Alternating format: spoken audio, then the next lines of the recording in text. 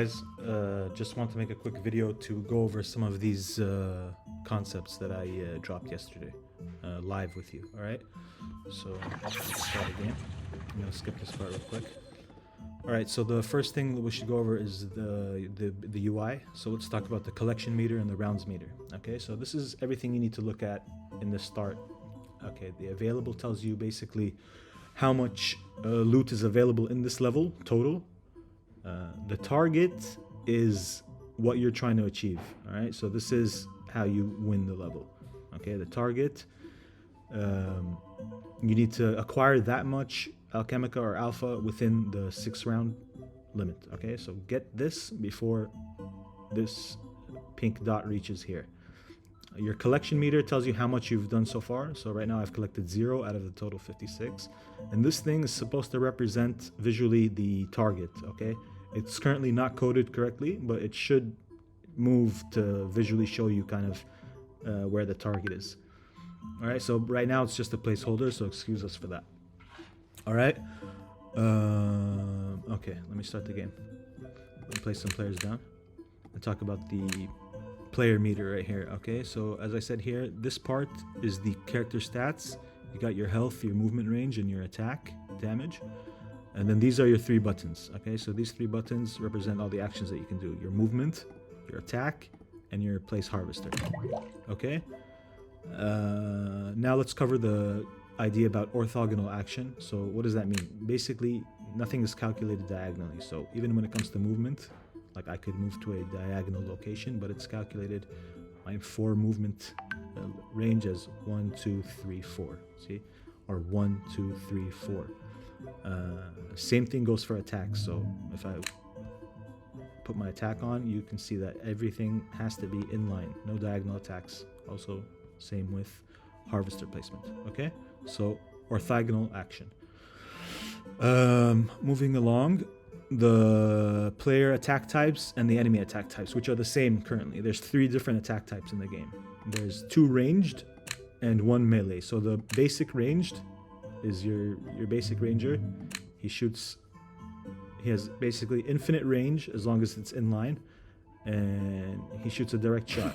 Okay, whereas you have the lobbed guy. He has a fireball. His attack type is lob. It also has range, except it cannot attack a directly adjacent target. So you can see that these 4 are missing from his target range. And it can shoot over obstacles, so I could shoot this guy. Okay? And melee is pretty straightforward. It's a basic melee attack. It has to be directly within range, 1 tile range. So I'll show you here. I'll just hit this guy right here. This is my attack range for melee. Okay, knockbacks and collisions. That was a perfect example of a knockback right there.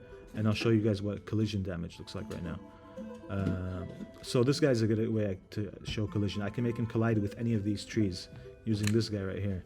So if I put my target on and I shoot this tree right here, the pushback will cause him to collide with this, and that'll kill him. Okay, so knockbacks and collisions. Now we have the harvester mechanics. So if you look at the harvester, you'll notice there's a number on top of its head. That represents how much it has collected so far. And the rate at which it collects is 1 alpha per round. So if I end turn right now, this should turn into a 2. And this should update as well. Alright, there we see. So it turned into a 2, and now I've collected 2 total. It says if a harvester is destroyed, you lose the amount it has collected. So let's try that out. Let me destroy this harvester.